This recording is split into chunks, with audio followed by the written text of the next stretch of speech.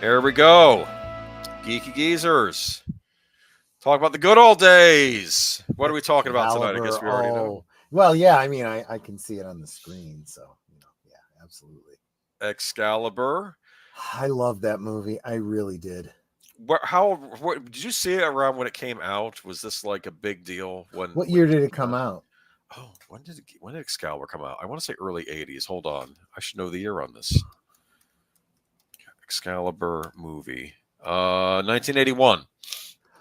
I think I saw it on cable. So back then, it wasn't like it is now where, it leaves the theater in 3 months and then the 4th month it's on streaming. It was like a year or two before it made it to cable. But once it did, it was in regular rotation. So that's probably when I saw it. I'm pretty sure I did see it on cable. Let's see. You love that post. Forged by a god, foretold by a wizard, found by a king. That's interesting.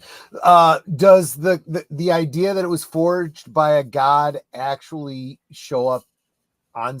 I mean, is it ever mentioned in? I don't think it's the Lady of the Lake, isn't it? Mm-hmm. What is the Lady of the Lake? The Lady of the Lake is implied from folklore anyway to be one of the Fae. So just like Morgan Le Fay, right? One of the okay, one of the others, or of the realm of fairy, and that would be true of Merlin as well. Well, I remember on the Merlin miniseries, one of the big things was the interjection between the pagan world and the new Christian world coming into play in Britain. True. And that's always a big thing. But I don't know if I saw that as much in this movie. But let's go ahead and get started. Look at that. Come on. There's King Arthur. Yeah, absolutely. Played by, I don't remember, but great cast in this. We have Gabriel Byrne playing Uther Pendragon, remember? Yep. King Arthur's dad. As we know in this movie, he becomes the king of England. He's going to get all the tribes, the British, the English tribes to unite, and, but then he sees Igraine, and you can't marry Igraine. She's already married, and no, he don't like that, and so he makes a deal with Merlin. Yep. To disguise him as her husband, and then whatever comes of that, you and I own. That's what Merlin tells him. Remember that? And of course, by I think he sent his Igraine's husband out on the front lines, and he gets killed. And basically, they know he betrayed one of his men, so then the alliance falls apart. He gets killed, takes the sword that he got from the Lady of the Lake, Excalibur, and shoves it into a stone. Remember that? Yep. And who then retrieves it from his son, his young son, Arthur? Yep. There we go. And he doesn't even realize. First, he doesn't realize he's the son of Uther Pendragon. Secondly, he's not looking to draw the sword from the stone to become king. He in this story, his adoptive brother, who's the elder, has no sword, so he sends Arthur, who is his squire. You got to go get me a sword. And he's looking for a sword. He can't find a sword. He says, "Oh yeah, there's one over there in that stone." He goes, he pulls it out. "Here you go. I brought you a sword." And everyone's like, "Where did you get that?" I got it from the stone over there. And nobody believes him. And of course they say, "Okay, you got to put the sword back so that, we have a chance to draw the sword from the stone to be king." And nobody is able to draw it out again except Arthur. What's interesting about this movie is, do you remember in the Sword in the Stone Disney movie, Kay is kind of presented as kind of a jerk, right? Kind of a bully. But in this, when Arthur pulls it from the stone and they say, "Kay, did you pull that from the stone?" He says, "Yes." And I mean, no, like he corrects himself. It's like, I love that. He's not really a bad guy in this version. That is some great storytelling, right? Because well, what is the implication? He's getting ready to take credit, and he's like, "I can't do that. That's not right." No. But you see the temptation that every man would go through. "Oh, sure. I drew the sword." But he corrected himself. Right? And he's like, "No, I didn't. My younger brother did." He probably thought about saying this, like, "No, I better not." Which is like, which causes everyone to look and go, which leads to, what would you expect? There's some people that go, "Well, if he drew the sword from the stone, let's just see him do it again." Well, he did it. he's the king, and they swear fealty to him. And there's a lot that don't. They're like, no, I'm not gonna swear fealty to this boy because of some, hoodoo, kind of, woo-woo thing, and it leads to war. Don't forget to mention the fantastic score. Yes. Carmina Burana.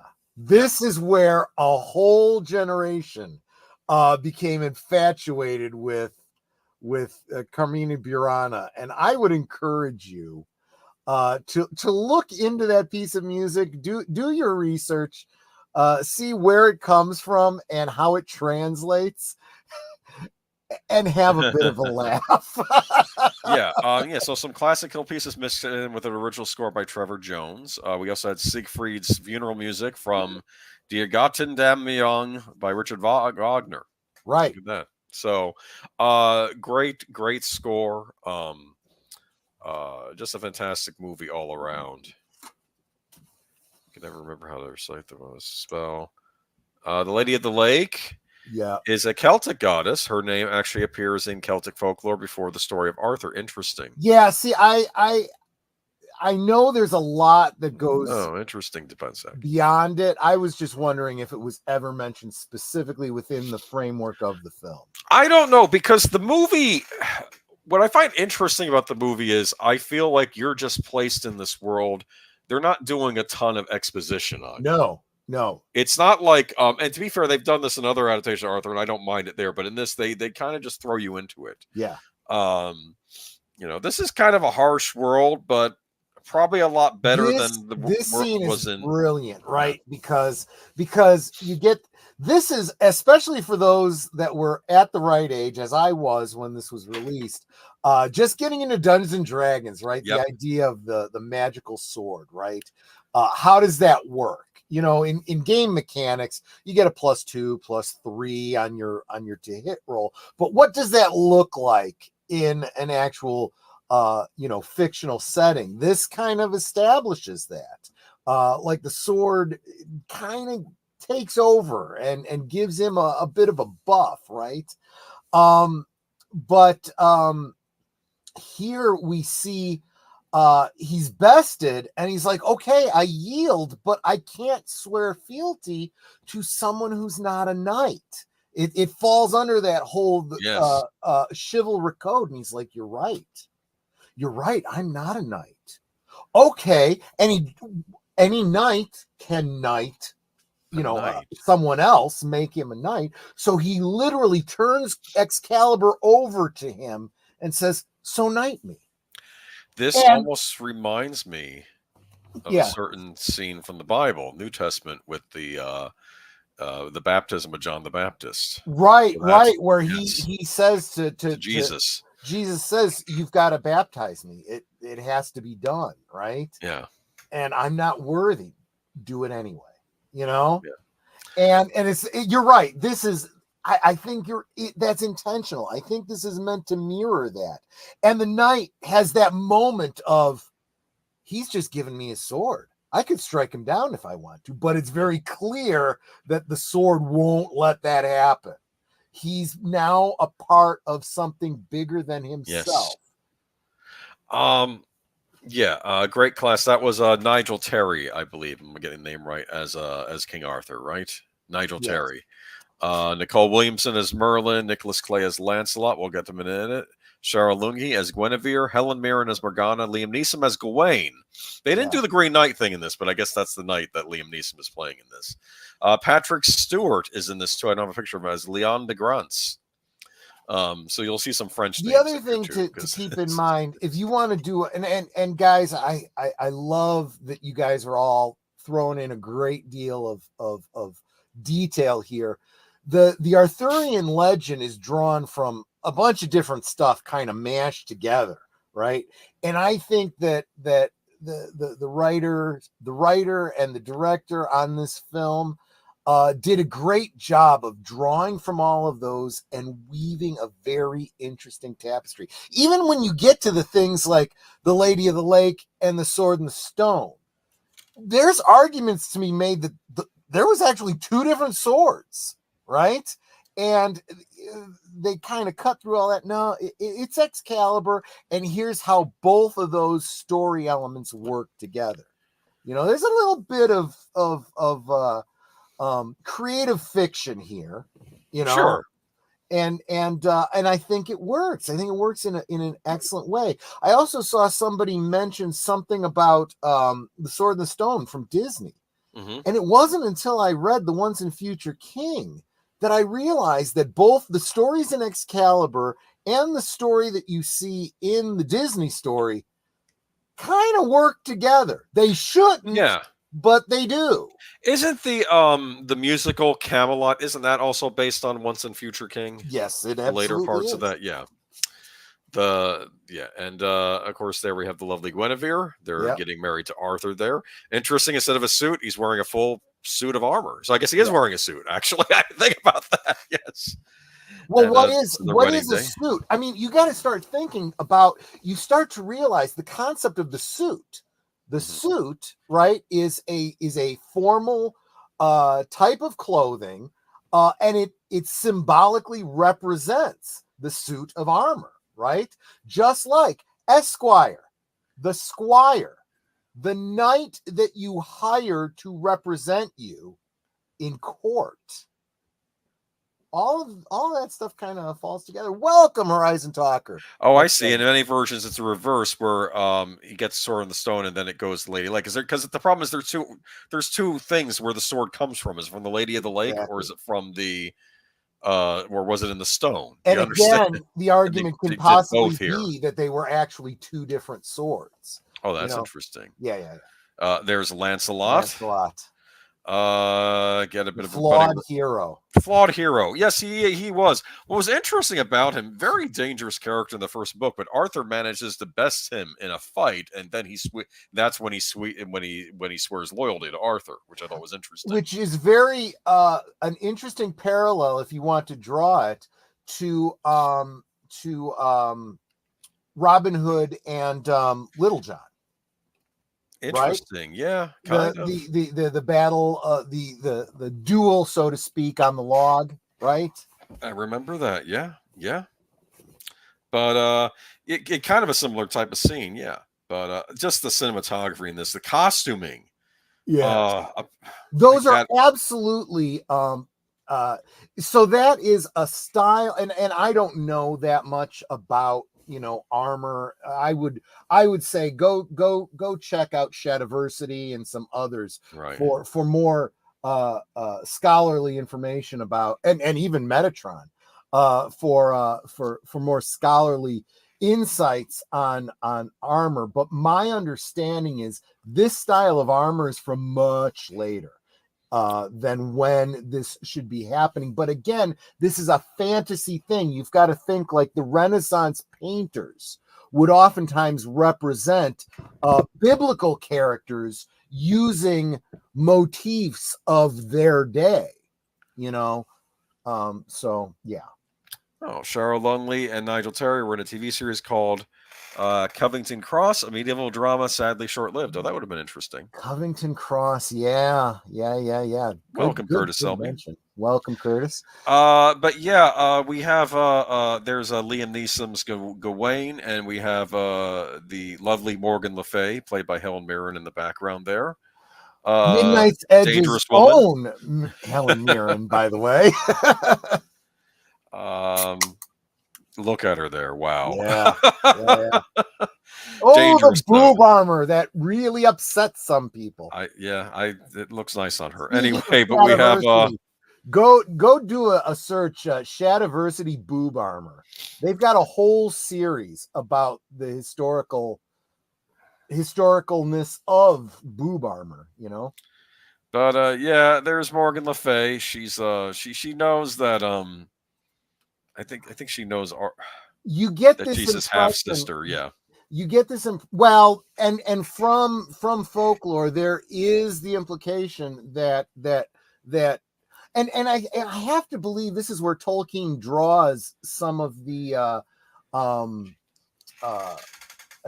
I forget what they are, the types of creatures that Sauron and Gandalf and they're these these supernatural beings, like I guess you could analogize them to angels or demons, but in this case, I think this is where that comes from. This idea that Merlin and Morgana are these kinds of fairy folk, right? These not really human, but taking the form of human and walking among human type beings. The Valar and the Maiar. Thank you, Curtis Selby. I knew someone would shout it out, and if someone else got it before him, I'm sorry. It's just the first one I saw. You guys don't know how, unless you're doing YouTube streams, you don't know how difficult it is to follow the chat while you're trying to do a show. It can be tricky, It's but a dream to so some. My point, my quick point is to the chat. Please don't have anybody feel slighted if I miss a comment or, you know, whatever. It's just luck of the draw what I see, unless of course you drop a few coins, which highlights it. Not that I am, you know, well, yeah, I guess I probably kind of am hinting you could always do that, but you don't have to. I'm doing the best I can. She is both DC and Marvel Comics. She showed up as a villain in Justice League episodes. The demon ran into her. The character of the demon. I only know what Jesse is referring to from in the case of Marvel, I forget what the name of the reference materials. It was Who's Who in the DC universe, but Marvel had their own version of that. And I remember getting those and reading them religiously. I mean that figuratively, of course. Because I was interested, and that's where I learned a lot of the lore from things like X-Men and even Avengers and whatnot. Because really, I think a lot of people that follow us know I really only read Marvel through the spectrum of the Spider-Man title, and anything else I'd have to refer to that Marvel Universe reference guide, that encyclopedia that they kept updating over and over, just like they did with Who's Who in DC. Right, the demon Etrigan. Right? It was cursed by Merlin, according to the if I'm going by the cartoon, I don't know how it was in the comics. No, that's exactly right. They drew from the DC lore. Yeah, absolutely. Bad things happen. Arthur gets struck down with a sickness. He needs the Grail. Britain needs the Grail, so they go off on the Grail quest. My favorite part in the movie when Percival, because that was Percival's big thing, finding the quest for the Holy Grail. And of course, they're all looking for the Holy Grail, and there's this scene where things get really harsh. And notice how even the armor that's all bright and shiny before it's looking all tarnished. Yes, that's almost great rusted. Visual way of depicting it. And you could do a deep dive into the symbolic meaning behind the illness, right? Because it's corruption, right?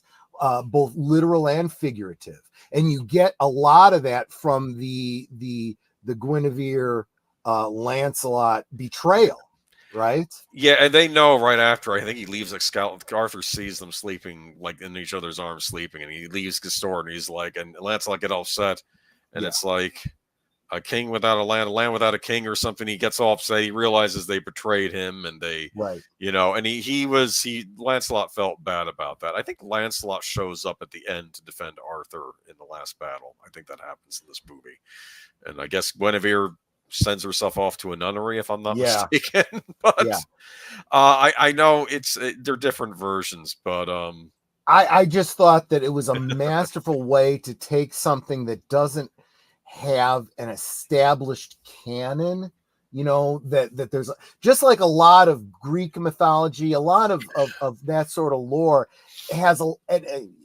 boy, it's even worse when you start digging into the Egyptian mythology and so forth. These things over time have different tellings that are not necessarily compatible, and you kind of have to this vision of the Grail, whether it's literal or not. The Grail cycle within the legends. Lancelot was a priest too. Interesting. I did not Well, know. yeah, I mean, and that's implied that he, Was he you like know, a Templar knight then, or did he become a priest after the well, betrayal? after I the mean, betrayal, okay, he took a monastic life, just like yeah. Guinevere did, It- because out of guilt, what right, happens? and penance. I also think that back in those days, because Christianity overtaken, in the old days, like in other societies, this would have been you would have been do something dishonorable. What do you do? Japanese culture, Roman Empire, things like you take your own life, but Yeah, that's not allowed in Christianity. So people would become cloistered, and they would, they would take a exactly. maybe a vow of silence, go off to a monastery somewhere or Which another or something. Yes, is the yeah, and I'm using this term, in the spirit it's intended, in the romantic sense, right? yes, You as a knight, you have a certain ideal, and when you fall short, there yeah, is a penance you must do, and you might feel grieved to the point of yeah, in Japanese culture and in Klingon culture, right? yeah. But you can't in Christianity. No, you So can't the do that. only option you Yes, have is this absolutely selling out to God and saying, I've failed. I will do whatever penance there is. I give up all, worldly pleasure, because, I don't deserve it. aren't there different versions of Who Found the Grail? I thought traditionally was for Yes. Galahad. Maybe there is. Yeah, I've known as Percival. Um, Well, when it depends on, see, that's where it gets really difficult to even say found the grail. What do you mean by that? There's different versions. Just seeing the grail, maybe seeing it, maybe having a dream, maybe hallucinating it. yes. It's all a little ambiguous, right? Look, there they are. I think this is when they were going to meet Mordred here. Yeah. Which Ugh. is in a way the result of his own sin, so to speak, I right? don't remember what happens. I think Morgan Le Fay puts a spell on him. I know that in the Merlin TV series, Morgan Le Fay disguises herself, I think, as another woman who Arthur just has a tryst with. I think this is before he marries Guinevere, but then it's said no, And you shouldn't have within done that because it was but I'm the king, and it's like yes, but that was your half right, sister, exactly. And then we have the big final battle, kind of tragic. In a lot of ways, this is like Star Wars in reverse, or maybe Star Wars like King Arthur reverse, because it's the Well, and son that's interestingly, evil attacking a the lot father. of a Yes. lot of diehard Star Wars fans know that the whole Journal of the Wills, the idea that George Lucas had, was that there was originally supposed to be this idea that Anakin and Obi-Wan were supposed to have had that kind of a Lancelot Arthur kind of antagonism over, well, who turned out to be Padme, right? Yes. The mother figure. And there was originally supposed to be that kind of a love triangle story that led to the fall of Camelot, or Right. in this case, the fall of Darth Vader. And it's kind of obliquely implied in Revenge of the Sith, but it's not really there. It's in No. Anakin's mind, and it's like, that's a shame, because that Would have been interesting, I guess, huh?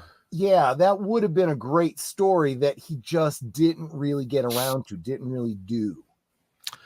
Um, but yeah, Excalibur, good movie.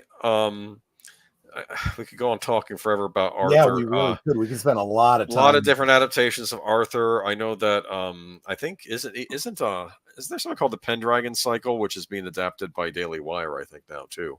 Yeah, I Um, think so. I'm yeah. very curious about that. Yeah. I know that there was a BBC British series about Merlin. There was a mini series about Merlin starring Sam Neill as Merlin in the 90s, which I thought was interesting. Um, who the heck played Queen Mauve in that series? Because in a way, there's the whole King Arthur, Mordred, all that stuff, but the bigger thing is Merlin basically versus Queen Mauve. Right. How she was wanting him to be like an apprentice, and he goes off and and decides to side with the Christians, and and that gets her angry. Because of course, if everyone becomes Christian, then she'll cease to exist because no one believes in the pagan gods anymore, right? Right. So The idea of the end yeah. of magic, the fantasy magic Yes. in the world. That's kind of what the series is about in a way. Yeah. And the introduction of Christianity. And that is a trope that, we're going to start talking a little bit more as we go through in our Live from Sparkwood and 21 deep dive into Twin Peaks. That seems to be implied by the Twin Peaks, The Return, and the whole